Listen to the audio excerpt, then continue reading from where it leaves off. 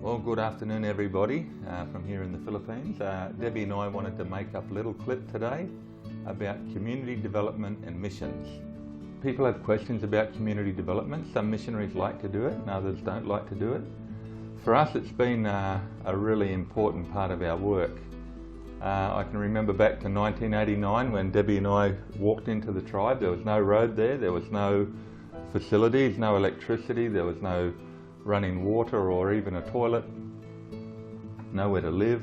There was 11 houses in our village.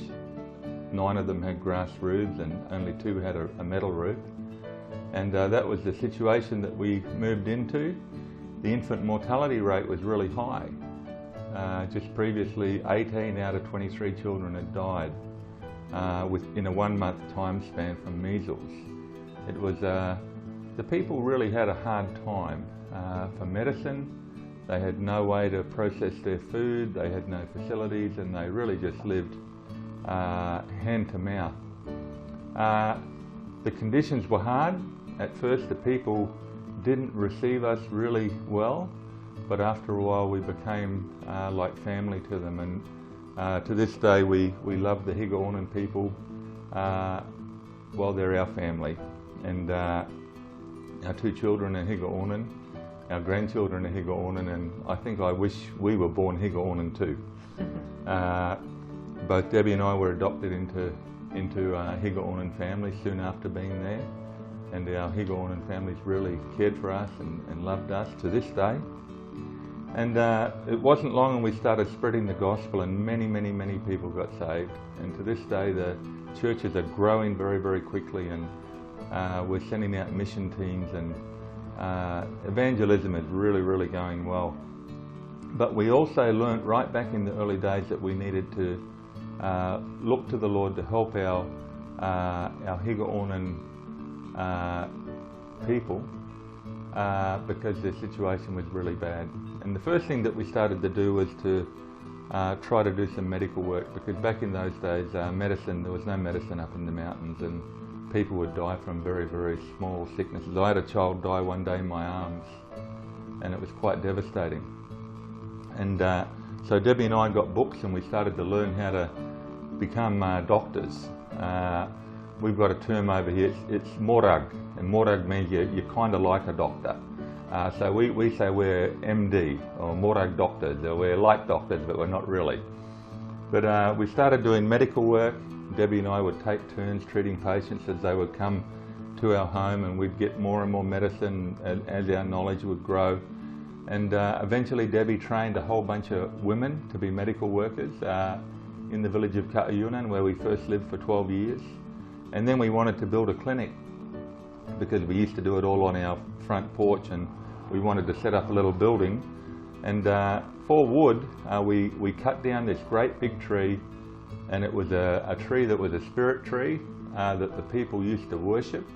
They used to have blood sacrifices to this tree each and every year, and to the spirits that were living in this tree. The people could hear plates and cups and knives and forks and everything rattle as they would walk past this tree. Exactly what all that was I don't really know, but it's a fact, they could hear it. And the stories were if anyone did anything to that tree they would be killed. Well, everybody had been saved. And in the village, most of the people in the village had got saved. They believed in Jesus, and that tree was just right there at the village. So we decided as a church that we're going to cut the tree down. And the believers said the tree that Satan took and said was his, it wasn't, it's only a lie, and we're going to take it back and we're going to cut it up. So we took it and we cut it up, and we built a clinic. And there was a church in Melbourne, the Narra Hills Christian Fellowship, or Community Church I think it might be called. They threw some money in to help us with some money as well, and we built our first clinic. And there'll be some shots of that in this movie as well, that you'll be able to see the very first clinic that we had. That clinic is still going to this day. There's more and more health workers that have been trained. They treat almost anything. They've treated leprosy, they've treated tuberculosis, malaria, lots of malaria, dengue fever, all kinds of pneumonias, and you name it, they treat it, provided it doesn't need an operation. God has done a great thing with providing medical facilities for the people there in the mountains where the Higaonon live. We're really proud of the Higaonon people, aren't we, Annie? The way they've learned how to be MDs, along with Debbie and I. And they have treated thousands and thousands of people. They do every year. And that clinic has been maintained and run by the Higaonon people, totally self-sufficient, separate from Debbie and I now, to this day.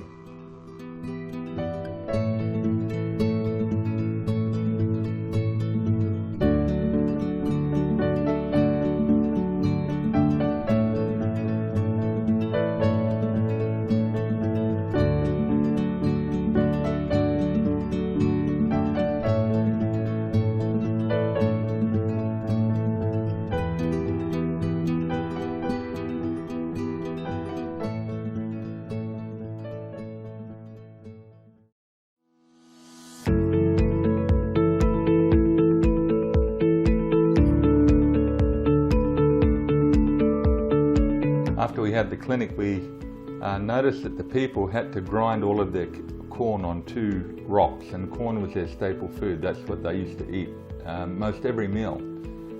So the Lord touched us to build a corn mill, something that could take all of the work away from the women and the children and the men sometimes, and free up their time. So some of our good friends came over, a fellow by the name of Greg McNair, very good friend of mine, one of my best friends, and also Morris Townsend from Tasmania, and we went and looked at different corn mills, and the 3 of us decided, or with Debbie as well, the 4 of us, that we're going to build a corn mill. And they went home, they got with Tier Australia, and Tier Australia threw some money in as well, and my good friend Derek McComber, and before you know it, we had a corn mill that was running.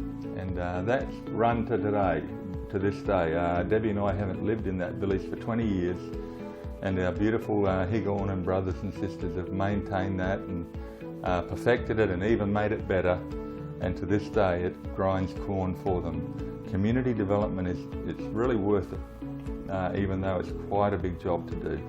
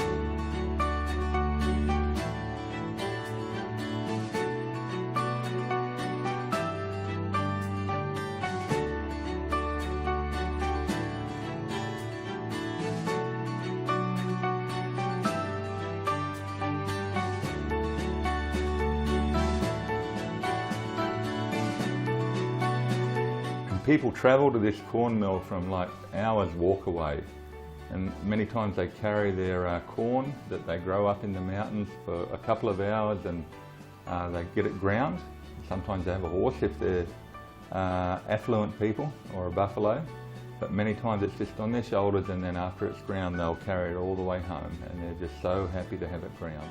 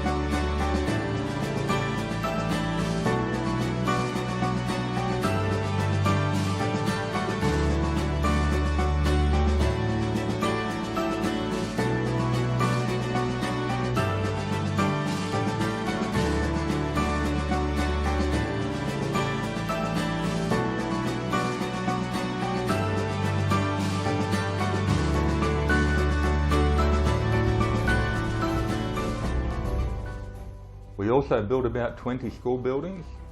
It may be 30, I've lost count.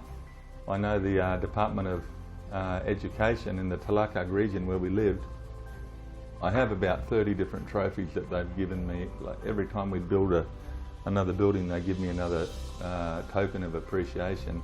We didn't need that. We did it because we loved the people and we wanted their kids to have facilities to learn to read and write. But they would give me all of these different trophies, and I put them in my house so when they come to visit me, they can see them, and they feel really encouraged that they've given us something as well. We built covered courts, we put electricity into schools, and they teach the people how to read and write, and then they can read the Bible, so it's win-win-win. We planted fruit trees, maybe 20,000 different fruit trees. Many fruit trees. I guess I cut down enough trees, so maybe it was about time that I replaced some of them, so we did it with fruit trees, and we planted thousands of hardwood trees as well, and we're probably going to do some more coffee and cocoa and all other different trees. Help them with what do you call that word for animals? Animal husbandry? Animal husbandry, livestock, cows and pigs, and different ways of trying to help them to grow better corn and carrots or whatever they were growing. And overall, like, community development is hard work. It's not the main reason that we came here, but we've done it as a sideline.